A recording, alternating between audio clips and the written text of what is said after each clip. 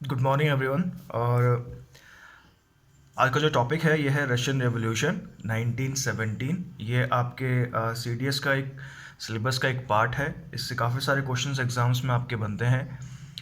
विभांशु ने रिक्वेस्ट की थी कि सर इस टॉपिक पर एक वीडियो अगर आप बना दें। So here it is. Russian revolution जो है ये 1917, जो इसका टाइम पीरियड है वो 1917 है।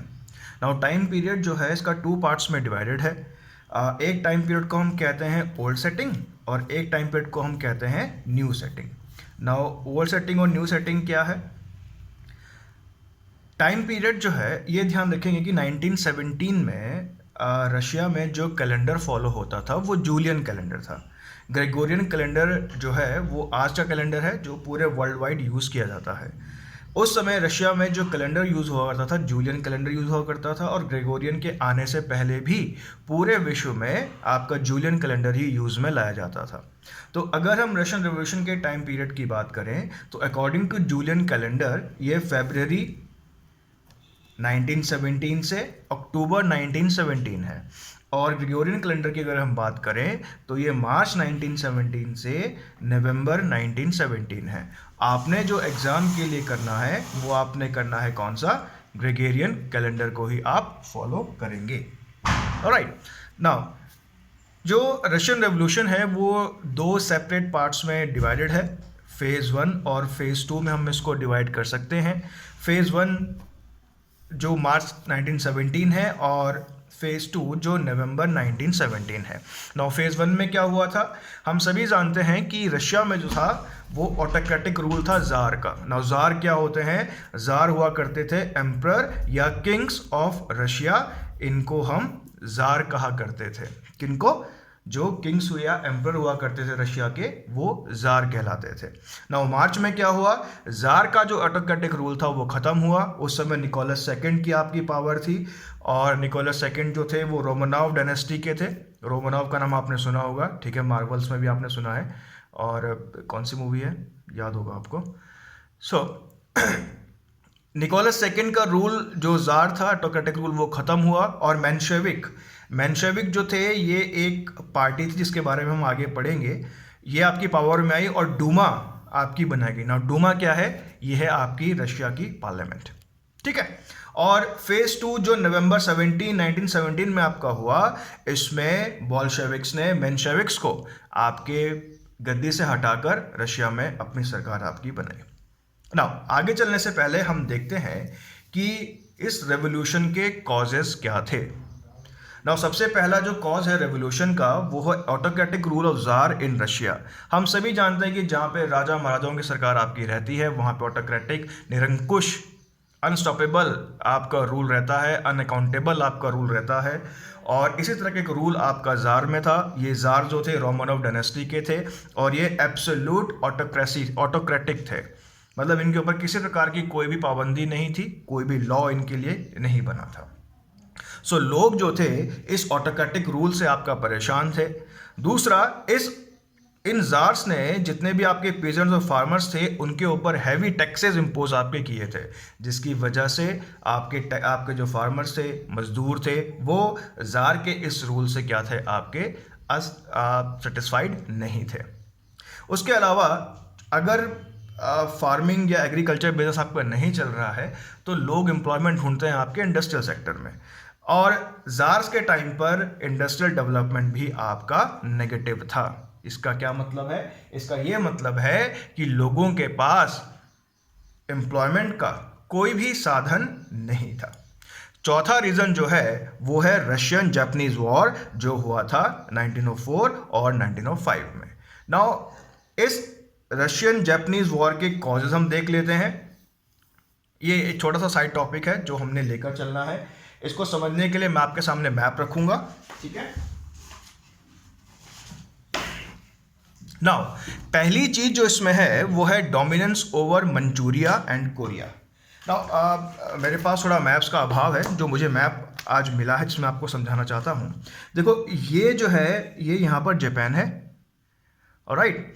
और ये जो रीजन है ये वाला, ये कहलाता था आपका मंचूरिया, ठीक है। ये वाला जो रीजन है ये मंचूरिया कहलाता था।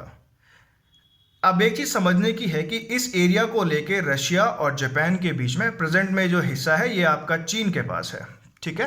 प्रेजेंट में हिस्सा कहाँ पर है आपका, मंगोलिया, और चीन में आपका ये हिस्सा आपका लगता है ना। ये जो आपका मंचूरिया का जो ये रीजन है जो आपका सी से लगा हुआ था, ये था आपका वार्म वाटर पोर्ट्स ना। वार्म वाटर पोर्ट्स क्या होते हैं, देखो वार्म वाटर पोर्ट्स वो होते हैं जो आपके पूरे साल भर खुले रहते हैं। हम ये जानते हैं कि रशिया नॉर्दर्न हेमिस्फीयर में है, जिसकी वजह से रशिया के जितने भी पोर्ट्स हैं वो सर्दियों में फ्रीज हो जाते हैं। इसका ये मतलब है कि वहाँ से सर्दियों में कोई भी सप्लाई, कोई भी शिप, कोई भी चीज़ नहीं गुजरता है। ऑलराइट, तो इसके लिए, इस रीज़न के लिए रशिया की जापान के साथ आपकी वॉर हुई थी। कब, 1904 1905। उसके बाद क्या हुआ, जैसे मैं आपको बताया, dominance over Manchuria and Korea. Manchuria के पास ही आपका कोरिया है, क्योंकि वार्म वाटर का पोर्ट था पैसिफिक में, उसके लड़ाई हो रही थी किसके बीच में, आपके रशिया और जापान के बीच में, ठीक है। रशिया जो था इस वॉर में आपका हार गया और उसको ट्रीटी ऑफ पोर्ट्समाउथ आपका साइन करना पड़ा 1905 में। ये क्वेश्चन एग्जाम में आता है, ट्रीटी ऑफ पोर्ट्समाउथ जो था रशिया और जापान के बीच में कब साइन हुआ था, तो कब हुआ था, 1905 में आपका साइन हुआ था। अब इस वॉर में हार के बाद ह्यूमिलेशन हुआ आपका रशिया का, और उसका असर देखने को मिला कहाँ पर, आपके रशिया की उस समय की राजधानी पेट्रोग्राड में, जिसको आज हम सेंट पीटर्सबर्ग कहते हैं। वहाँ पर क्या हुआ, क्योंकि देखो ये सारे कॉजेज आपके साथ साथ चल रहे हैं। अब जिस बड़े कॉज ने आपका एक बहुत बड़ा आपका रेवोल्यूशन, या एक छोटा सा रेवोल्यूशन है, स्टार्टिंग एक रेवोल्यूशन की स्टार्ट की, वो था असेंबली रेवोल्यूशन 1905 ना। असेंबली रेवोल्यूशन क्या था, देखो असेंबली जो था ये एक ग्रुप था या ये यूनियन थी, ठीक है ना। ध्यान रखेंगे, ये इंग्लिश का आपका टर्म है। जब भी मजदूर लोग ग्रुप बनाएंगे या जब भी कारखाने के मजदूर ग्रुप बनाएंगे तो उसको यूनियन कहा जाता है, ठीक है। उसको ग्रुप नहीं कहेंगे, क्या कहेंगे, यूनियन कहेंगे। तो असेंबली जो थी वो यूनियन थी, जो किसने बनाई थी, आपके एक पादरी थे चर्च के, फादर कैपॉन। कब बनाई थी, 1905 में बनाई थी। अब इस यूनियन ने क्या करा, ठीक है, वर्कर्स जो थे इस यूनियन के वो स्ट्राइक पे चले गए, जो डिमांड कर दे किसके लिए, बेटर कंडीशंस के लिए। क्योंकि देखिए आपका रशिया और जापान में वॉर चल रहा है, तो ज़बरदस्ती जो है काम आपका करवाया जा रहा है वर्कर्स से सारे फैक्ट्रीज में। और केवल वॉर के टाइम पे नहीं, रशियन का जो इंडस्ट्री या इंडस्ट्रियल जो आपका कल्चर था वो इसी तरीके का था। काफ़ी समय तक बहुत ही बुरी तरह से शोषण किया जाता था जितने भी वर्कर्स होते थे आपके फैक्ट्री में।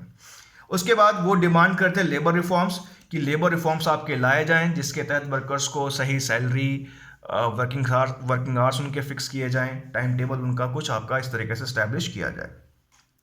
और उनका एक और मांग थी कि Russia should withdraw from Russo Japanese war, कि रशिया जो क्या करे, जापान के साथ अपनी वॉर को एंड कर दे, ठीक है। अब होता क्या है कि जार पे इस चीज का कोई भी असर नहीं पड़ता है, ठीक है। तो इस चीज को जार के ध्यान में लाने के लिए क्या होता है, आपकी बहुत बड़ी संख्या में ये जो असेंबली थी, ये जो आपकी यूनियन थी, वर्कर्स थी, ये अपना मार्च निकालती है कहाँ पर, पेट्रोग्राड के सड़कों पर, जहाँ पे जार का आपका महल था। दोबारा बता रहा हूँ, पेट्रोग्राड उस समय रशियन एम्पायर की राजधानी हुआ करती थी, जो आज मॉस्को है, ठीक है ना। हुआ क्या कि 21 जनवरी 1905 को, जिस दिन संडे था, उस दिन ये यूनियन बड़ी मात्रा में सड़कों पर आई और जार के पैलेस की तरफ आपका चलने लगी। बहुत शांतिपूर्वक आपका प्रदर्शन था, कोई भी इसमें मिलिशिया के पर्सन इन्वॉल्व नहीं थे, बिल्कुल आपका कोई भी वेपन किसी ने यूज़ नहीं किया था, सबने फ्लैग्स आपके हाथ में लिए हुए थे। लेकिन जार की आर्मी ने क्या किया, इनके ऊपर आपका फायर खोल दिया, जिसकी वजह से लाखों लोग यहाँ पर आपके मारे गए। इस इंसिडेंट को, क्योंकि ये संडे को हुआ था, इसे इसीलिए हम कहते हैं ब्लडी संडे। क्लियर होगा सभी को। अब जब देखा कि इतना बड़ा इंसिडेंट हो गया, तो जार ने भी इस इंसिडेंट पर आपका शोक या खेद आपका व्यक्त किया और उसने कंसेशन आपके दिए। अब ये जो कंसेशन जार ने दिए, ये कहलाए आपके अक्टूबर मैनिफेस्टो। लेकिन एक चीज ध्यान रखेंगे, इंसिडेंट जनवरी में हुआ था, उस समय तक भी जार ने कुछ भी आपका काम नहीं किया। जब लोगों का दबाव उस पर पड़ता रहा, तो फाइनली उसने उस ईयर के अक्टूबर में कंसेशंस आपके दिए, नाउ कंसेशंस क्या थे? ड्यूमा वॉज स्टैब्लिश्ड, एक पार्लियामेंट आपकी बनाई गई। पहले जो ऑटोक्रेटिक रूल था, now that rule is been change to a parliamentary system but which will be controlled by the Tsar. ठीक है, डूमा वॉज स्टैब्लिश, एक पार्लियामेंट आपकी बनाई गई, एक कैबिनेट आपकी बनाई गई और एक प्राइम मिनिस्टर भी अपॉइंट किया गया जिनका नाम था पीटर स्टॉयपिन। ठीक है, 1906 से लेकर 1911 में जो अक्टूबर मैनिफेस्टो के द्वारा जार ने कंसेशंस दिए थे, कहां पर? रशिया में, उसके तहत एक पार्लियामेंट बनाई गई, एक कैबिनेट बनाई गई, एक प्रधानमंत्री बनाया गया, इसका नाम था पीटर स्टॉयपिन। और ये पीटर स्टॉयपिन 1906 से लेकर 1911, 1906 से लेकर 1911 तक क्या रहे? आपके प्राइम मिनिस्टर रहे। ये बहुत पॉपुलर हो गए थे लोगों के बीच में। क्यों? क्योंकि ये लैंड रिफॉर्म्स लेकर आए, ये लेबर रिफॉर्म्स लेकर आए, जिसकी वजह से जार को ऐसा लगा कि इसकी पॉपुलैरिटी दिन पर दिन बढ़ती जा रही है। तो क्या किया? उसकी हत्या करवा दी, असैसिनेटेड कर दिया गया इनको। असैसिनेट कर दिया गया इनको कब? 1911। अगला जो रीज़न है रेवोल्यूशन का, वो था वर्ल्ड वॉर फर्स्ट, जो 1914 में आपका स्टार्ट हुआ था। देखिए, रशिया जो था ऑलरेडी, ये सब जो रीजंस हमने, कॉजेज हमने पढ़े हैं, इनको समझकर हमको लगता है कि रशिया जो था उस समय एब्सोल्यूट पॉवर्टी में था, एब्सोल्यूट इकोनॉमिक डिप्रेशन में था। लेकिन उसके बावजूद भी जार ने क्या किया? रशिया को फर्स्ट वर्ल्ड वॉर में आपका धकेल दिया, जिसकी वजह से 20 लाख सोल्जर्स और 80 लाख पीपल डाइड। उस समय उनकी आपकी मौत हो गई। ये बहुत बड़ा आंकड़ा है उस समय के लिए। उसके अलावा ऑटोमन अंपायर जो था, which was against Russia in first World war, उसने क्या किया? जितने भी रशिया के रोड्स थे, पोर्ट्स थे सप्लाई के, उन सबको ब्लॉक कर दिया। नाउ अबाउट ऑटोमन अंपायर, मैंने आपको एक क्लास में पढ़ाया था, ये वर्ल्ड हिस्ट्री की क्लास में, अगर आपको याद हो। सो आप ये देखें कि ये ऑटोमन अंपायर है यहाँ पर। नाउ आपको एक आंसर मुझे देना है। आपने ये एटलस में देखकर, या अगर आपको मालूम है तो आपने मुझे बताना है कि उस समय का ऑटोमन अंपायर प्रेजेंट में किस कंट्री के नाम से जाना जाता है। ठीक है, उस समय का ऑटोमन अंपायर प्रेजेंट में किस कंट्री के नाम से जाना जाता है। नाउ ये आपका रशियन अंपायर है, ये आपका ऑटोमन अंपायर है। अब हम देखें कि उस तरफ आपके वार्म वाटर पोर्ट से, ये रशिया का वेस्ट साइड है। ठीक है, वेस्ट साइड में क्या है? रशिया के यूरोप है। नाउ ये जो रीजन है यहाँ पर, ये रशिया के वार्म वाटर पोर्ट्स थे, पूरे साल भर खुले रहने वाले बंदरगाह थे। यहीं से ही रशिया को एसेंशियल सप्लाईज वगैरह आपकी जाती थी ना। ऑटोमन अंपायर ने इस पूरे के पूरे रीजन को आपका ब्लॉक कर दिया, जिसकी वजह से क्या हो गया? रशिया को जाने वाली सभी तरह की सप्लाईज, वेदर मेडिकल, फूड और आर्मी सप्लाईज, वो सारे के सारी ऑटोमन अंपायर ने आपकी ब्लॉक कर दी। ऐसा क्यों किया? बिकॉज ऑटोमन अंपायर जो था वो अगेंस्ट था in first World war Russia के। ठीक है, चलिए आगे चलते हैं। सो ऑटोमन अंपायर ने क्या किया? सारे के सारे रोड्स ब्लॉक कर दिए, पोर्ट्स ऑफ सप्लाई सारे के सारे आपके ब्लॉक कर दिए, जिसके कारण क्या हुआ? रशिया में आपकी भुखमरी की स्थिति आपकी आ गई। अदर रीजंस में क्या देखते हैं? हम देखते हैं कि rise of nationalism in Europe. जब इस समय रशिया में ये सारी चीज़ें चल रही थी, तो यूरोप में राष्ट्रवाद का उदय आपका हो रहा था, और कहीं ना कहीं इसकी छाप जो है, या कहीं ना कहीं इससे रशिया के लोग भी आपके इन्फ्लुएंस हो रहे थे। जापानीज वॉर में रशिया की हार हुई थी, जिसकी वजह से रशिया के जो लोग थे बहुत आपका ह्यूमिलेट, अशेम्ड आपका फील कर रहे थे, जिसकी वजह से नेशनलिज्म का आपका राइज हुआ। नेशनलिज्म जानते हैं, राष्ट्रवाद की भावना।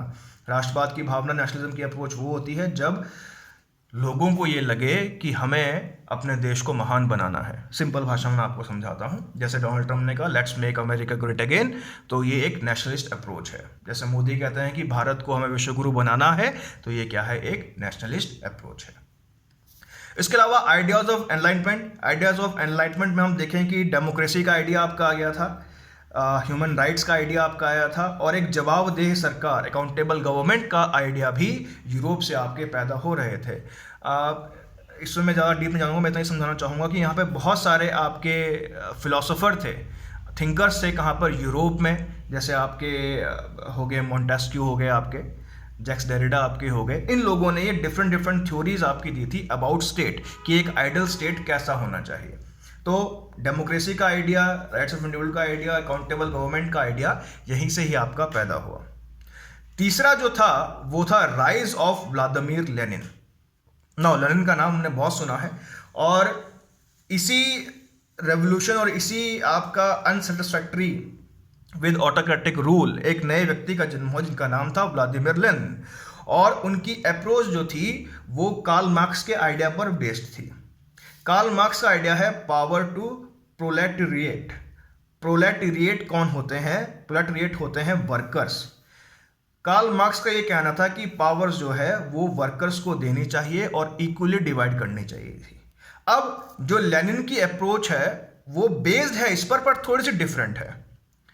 लेनिन कहते हैं कि पावर्स टू प्रोटेक्ट प्रोलेटेरिएट तो ठीक है, लेकिन इन प्रोलेटेरिएट का एक डिक्टेटर होना चाहिए जो इनके लिए काम करे।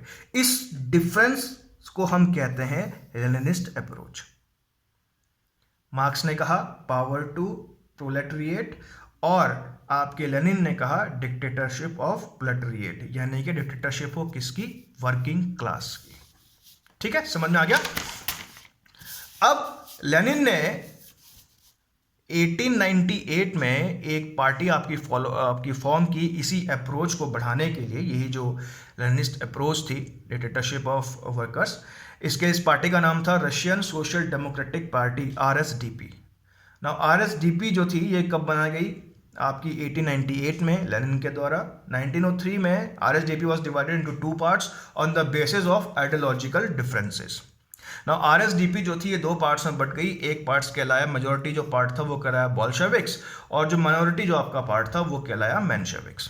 नाउ जो मेंशेविक्स थे वो ये चाहते थे कि रशिया में स्टैब्लिश हो डेमोक्रेटिक स्ट्रक्चर। क्या स्टैब्लिश हो? एक डेमोक्रेटिक स्ट्रक्चर सर। जबकि बोल्शेविक जो चलते थे वो लेनिनिस्टिक अप्रोच पे चलते। वो किस पे चलते थे? लेनिनिस्टिक अप्रोच, जो क्या कहती थी? डिक्टेटरशिप ऑफ वर्कर्स होना चाहिए। ठीक है, इतना क्लियर हो गया होगा। नाउ अब हम बढ़ते हैं सीधा रेवोल्यूशन की तरफ, एकदम हॉटस्पॉट पर हम चलते हैं। और ये है फेज 1 मार्च 1917 में। उस समय क्या हुआ कि ये वो दौर है जिस समय रशिया अभी भी फर्स्ट वर्ल्ड वॉर में आपका एंगेज है, और इस एंगेजमेंट के खिलाफ यानी कि वर्कर्स ये चाह रहे थे कि रशिया अगर विड्रॉ कर ले। कहाँ से? फर्स्ट वर्ल्ड वॉर से। तो उन्होंने क्या किया, 50,000 जो वर्कर्स थे वो स्ट्राइक में चले। कहाँ पे? पेट्रोग्राड में। जैसे मैं आपको बताया, पेट्रोग्राड जो आज का क्या है, सेंट पीटर्सबर्ग इसको कहते हैं। इसका पुराना नाम लेनिनग्राड भी था। ठीक है, सेंट पीटर्सबर्ग जो उस समय क्या थी? कैपिटल थी रशियन एम्पायर की।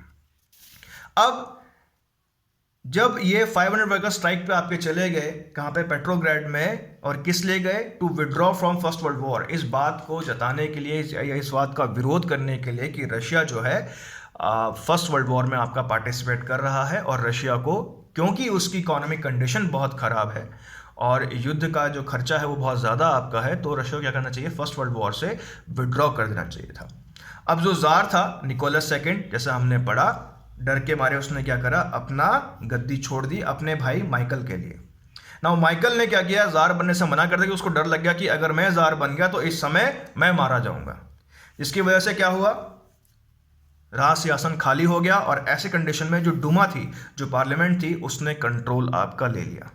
ठीक है, और ड्यूमा ने पावर ले ली और एक सरकार बनाई गई थी जो थी सोशल डेमोक्रेटिक प्रोविजनल गवर्नमेंट। ठीक है, एक सरकार आपकी बनाई गई जो कहलाई social democratic provisional government. Now अगर हम इन दो पार्टीज को देखें यहाँ पे, बोल्शेविक और मेंशेविक्स, तो ये किसकी सरकार रही होगी? डेमोक्रेटिक स्ट्रक्चर किनका था? मेंशेविक्स का था। यानी कि किनकी सरकार बनी? सरकार बनी मेंशेविक्स की।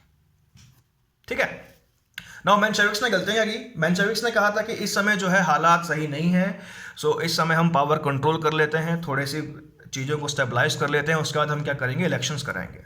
लेकिन हुआ ये कि बाद में मेंशेविक्स ने कहा क्योंकि फर्स्ट वर्ल्ड वॉर आपका चल रहा है, अव्यवस्था है, ठीक है, कहीं पर भी आपकी स्टेबिलिटी नहीं है, तो इस समय इलेक्शन कराना बहुत मुश्किल है। और जो इन वर्कर्स ने डिमांड की थी कि विड्रॉ हो कर ले रशिया फर्स्ट वर्ल्ड वॉर से, वो भी उन्होंने डिलीवर नहीं किया। यानी कि Russia was still engage in first World war. अब क्या होता है? मेंशेविक्स पावर में आ गए हैं, जार का तख्ता पलट हो गया है, अब एक सोशल डेमोक्रेटिक गवर्नमेंट जो है रशिया में फॉर्म हो चुकी है। लेकिन ये सोशल डेमोक्रेटिक प्रोविजनल गवर्नमेंट जो है ये वो चीज़ें डिलीवर नहीं कर पाई जिनके लिए इनको लाया गया था। तो अब क्या हुआ, फेज 2 स्टार्ट होता है। फेज 2 कब स्टार्ट होगा, अक्टूबर नवंबर में, ठीक है। जूलियन कैलेंडर के आधार पर अक्टूबर, ग्रेगोरियन के आधार पर आपका नवंबर। नाउ बोल्शेविक्स अंडर इनका एक नेता था लियो टॉल्स्टॉय, और इसने डिमांड की कि जल्दी से जल्दी क्या करें, आप रिफॉर्म्स लेकर आएं, कहां पर, रशिया में, और फर्स्ट वर्ल्ड वॉर से क्या करें, विड्रॉ कर लें। बोल्शेविक्स जो थे उन्होंने ये डिमांड की, किनसे, मेंशेविक से, या जो सोशल डेमोक्रेटिक प्रोविजनल गवर्नमेंट थी उससे, कि आप क्या करें, जल्दी से जल्दी रिफॉर्म्स लेकर आएं और आप क्या करें, फर्स्ट वर्ल्ड वॉर से रशिया को विड्रॉ करें। लेकिन गवर्नमेंट क्या कर दिया, government bans Bolsheviks and arrested it's leaders. Government ने क्या किया, कौन सी गवर्नमेंट है, जो मेंशेविक्स की गवर्नमेंट थी, जो सोशल डेमोक्रेटिक प्रोविजनल गवर्नमेंट थी, उसने क्या किया, बोल्शेविक्स को बैन कर दिया और उनको अरेस्ट कर दिया। ये वही समय है जिस समय लेनिन जो थे, क्योंकि लेनिनिस्ट अप्रोच किसके साथ है, बोल्शेविक्स, तो लेनिन किनके साथ होंगे, आपके बोल्शेविक्स के साथ होंगे। लेनिन इस समय आपके रशिया से बाहर चले गए।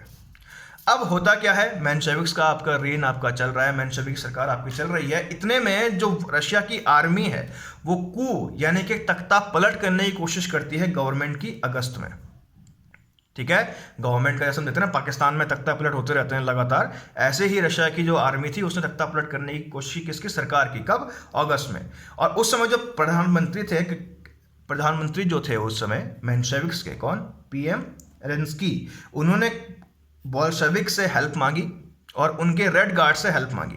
नाउ रेड गार्ड्स कौन होते थे, ये मिलिशिया ग्रुप हुआ करता था। मिलिशिया वो लोग होते हैं जिनके पास एक गैंग हो पर्टिकुलरली और उनके पास हथियार हो, और वो कोई भी इलीगल या लीगल काम में किसी भी व्यक्ति की हेल्प करते हैं, उन्हें मिलिशिया कहते हैं, ठीक है। सो बोल्शेविक्स, केरेंस्की ने बोल्शेविक से मदद मांगी और उसके Red Guards to defend government.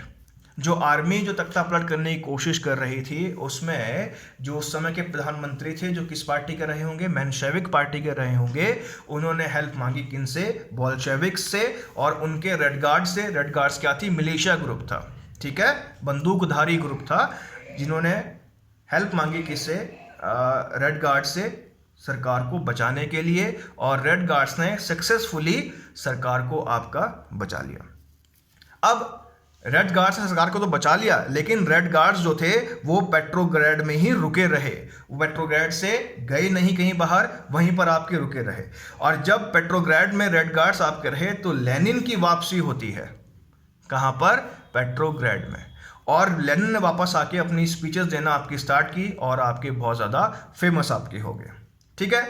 अब सोवियट्स क्या थे, सोवियट्स जो थे ये वर्कर्स की काउंसिल थी, वही आपकी यूनियंस थी, जैसे एक असेंबली यूनियन थी ऐसे ही सोवियट क्या थे, आपके यूनियंस थे।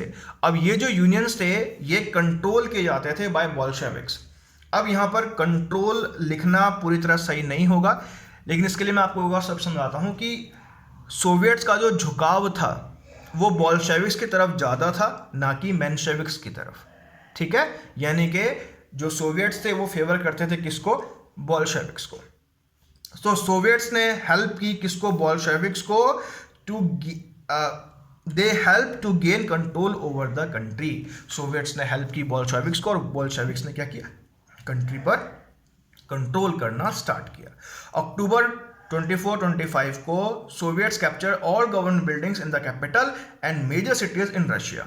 Now how it is possible, it is possible because हर एक मेजर सिटी में एक सोवियट हुआ करता था, ठीक है, हर एक मेजर सिटी में एक सोवियट हुआ करता था। नाउ सोवियट्स जो थे वो किसकी तरफ झुके रहते थे, बोल्शेविक्स की तरफ से झुके रहते थे।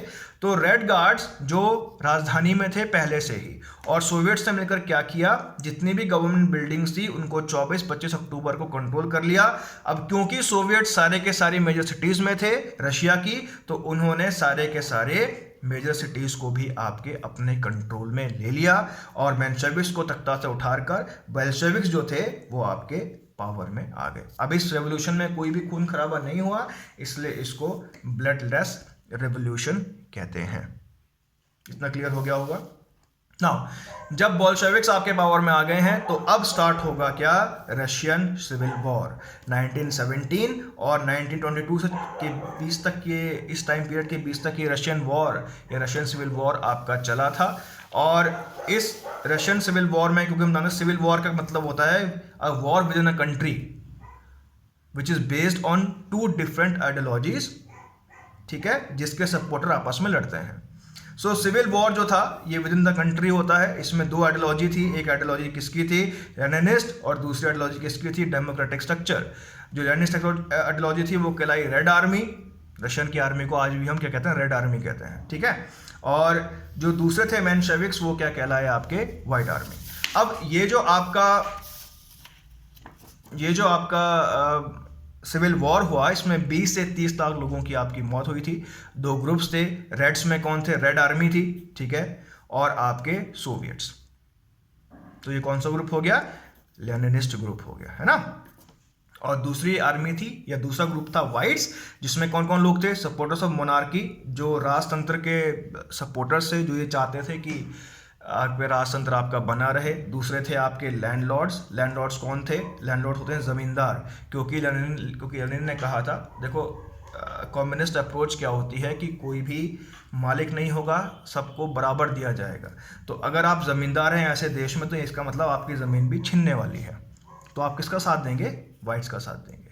उसके बाद अरिस्टोक्रेसी, जितने भी आपके राज परिवार के आपके लोग थे वो वाइट्स के आपके साइड थे। चर्च और क्लर्जी, देखो चर्च जो था वो एंशंट एम्पायर्स में बहुत इंपॉर्टेंट रोल आपका प्ले करता था। राजा महाराजा कोई भी काम बिना चर्च की परमिशन से नहीं करते थे, क्योंकि गॉड और रिलीजन सुपीरियर हुआ करता था उस समय। तो अगर आपके देश में एक ऐसी गवर्नमेंट फॉर्म हो जाएगी जिसमें सभी लोग इक्वल रहेंगे, तो चर्च और क्लर्जी का कोई भी वजूद नहीं रहेगा। तो वो लोग भी किनके साथ थे, वाइट्स के साथ थे। और मेंशेविक्स तो थे ही, क्योंकि यहाँ पे क्या था, इनके बीच में आइडियोलॉजिकल डिफरेंसेस थे। अब इनको सपोर्ट किसने किया, इनको सपोर्ट किया यूनाइटेड किंगडम ने, फ्रांस ने, यूएसए ने। क्यों सपोर्ट किया, क्योंकि इन तीनों देशों में कैपिटलिस्ट इकोनॉमी है। बड़ा सिंपल है, ज़्यादा दिमाग लगाने की जरूरत नहीं है, ठीक है। और ये कम्युनिस्ट इकोनॉमी, ये कैपिटलिस्ट इकोनॉमी। अब रिजल्ट क्या रहा, वाइट्स डिफीट हो गए, जार और उसकी पूरी फैमिली को एग्जीक्यूट कर दिया गया। बोल्शेविक्स जो थे वो बन गए आपके कम्युनिस्ट। बोल्शेविक्स जो पार्टी थी वो बन गई आपकी कम्युनिस्ट पार्टी ऑफ रशिया। 1922 दिसंबर में यूएसएसआर आपका फॉर्म हुआ, union of Soviets socialist Republic. ये इसमें कुल 15 कंट्रीज थी, और ये यूएसएसआर आपका टूटा कब, 1991 में। जितनी भी ये 14 + 1, 1 + 1 मीन्स रशिया, 14 मतलब अलग जो देश थे जो इस यूएसएसआर में आपके शामिल थे, उन्होंने अपनी सेपरेट आइडेंटिटी के साथ एक सेपरेट कंट्री स्टैब्लिश की, और Russian federation came into existence, जो आज भी आप एक देश है। अब इस रशियन रेवोल्यूशन के इम्पैक्ट्स क्या हैं। नाउ एक जो टर्म इजाद हुआ जिसको हम कहते हैं command economy. Now command economy क्या होता है, कमांड इकोनॉमी वो होता है जो कमांड पे चलती है, यानी कि एक उसमें कोई भी सेंटर होता है, सेंटर ही आपका इंस्ट्रक्शन और गाइडेंस प्रोवाइड करता है, लोग उसी तरह आपका काम करते हैं। उसमें क्या होता है, नेशनलाइजेशन ऑफ ऑल रिसोर्सेज। जितने भी रिसोर्सेज होंगे वो राष्ट्र की संपत्ति है, उस पर किसी का भी अपना अधिकार नहीं है। जैसे हमारे देश में भी क्या होता है, रिसोर्सेज जो है नेशनलाइज्ड हैं, और हर रिसोर्सेज पर हर एक इंसान का अधिकार है। लेकिन एक चीज़ और आप समझ लें कि रशियन रेवोल्यूशन के बाद नेशनलाइजेशन ऑफ रिसोर्सेज तो है, लेकिन extraction of resources, extraction of resources जो है ये बिल्कुल एक डिफरेंट मुद्दा है। जितने भी कम्युनिस्ट कंट्रीज हैं उन सभी के सभी में एक्सट्रैक्शन ऑफ रिसोर्सेज जो है वो भी गवर्नमेंट की कमांड पर होता है। मतलब उसके लिए भी रिसोर्सेज का एक्सट्रैक्शन करने के लिए सरकार अपने आप कंपनी बनाती है, और वो कंपनी क्या करती है, रिसोर्सेज को निकालती है। जैसे एग्जांपल के लिए China oil and natural gas company या Chinese oil and natural gas corporation, ये वहाँ की सरकार की अपनी संस्था है, जैसे हमारे यहाँ BSNL है। और ये क्या करती है, जितना भी तेल और नेचुरल गैस है इसको एक्सट्रैक्ट करने का काम करती है। लेकिन रशिया में क्या है, देखो रिसोर्सेज तो नेशनलाइज हैं, रिसोर्सेज तो राष्ट्रीय हैं, लेकिन एक्सट्रैक्शन का काम किसी भी दूसरे व्यक्ति को दिया जा सकता है, किसी भी प्राइवेट व्यक्ति, किसी भी इंडिविजुअल को, किसी भी प्राइवेट फर्म को दिया जा सकता है। लेकिन चाइना में ऐसा नहीं है। एबोलिशन ऑफ प्राइवेट प्रॉपर्टी, कोई भी प्राइवेट प्रॉपर्टी नहीं रहेगी, सभी कुछ सरकार का है और आपको उस पर काम करना है। फाइबर प्लांट्स का जो एक सिस्टम है, जो प्लांट इकोनॉमी जिसको हम कहते हैं, जिसमें हम आपकी अर्थव्यवस्था का विकास करते हैं बाय प्लानिंग, फाइबर प्लांट्स हमारे यहाँ भी बहुत फेमस थे टिल मोदीज गवर्नमेंट। सो ये भी कहाँ से स्टार्ट हुए, आपके रशियन रेवोल्यूशन। एक और बड़ी इंपॉर्टेंट चीज़ है, first revolution to establish the true equality. देखो रशिया रेवोल्यूशन से पहले ही बहुत सारे रेवोल्यूशन हुए थे, चाहे हम बात करें अमेरिकन रेवोल्यूशन की, चाहे हम बात करें फ्रेंच रेवोल्यूशन की, लेकिन किसी भी रेवोल्यूशन ने इक्वालिटी स्टैब्लिश नहीं की थी, that is right to vote to all women. देखो जब आपका अमेरिकन रेवोल्यूशन हुआ था तो उसमें राइट टू वोट सिर्फ उन लोगों को दिया गया जिनके पास प्रॉपर्टीज हुआ करती थी, ठीक है। सो ट्रू इक्वालिटी किसने स्टैब्लिश की थी, आपके रशियन रेवोल्यूशन ने स्टार्ट की, और पहली कम्युनिस्ट गवर्नमेंट आपकी फॉर्म हुई वर्ल्ड में, ठीक है। सो आज के लिए इतना ही। अगर आपको कुछ भी समझ में ना आया हो तो आप ग्रुप में कमेंट ड्रॉप कर सकते हैं, आई विल एक्सप्लेन। और ये दोनों पेपर जो मैंने बनाए हैं इनका फ़ोटो मैं आपको ग्रुप में भेज रहा हूँ। चलिए पढ़ते रहिए, ऑल द बेस्ट, और घर में रहिए, सेफ रहिए, गुड बाय।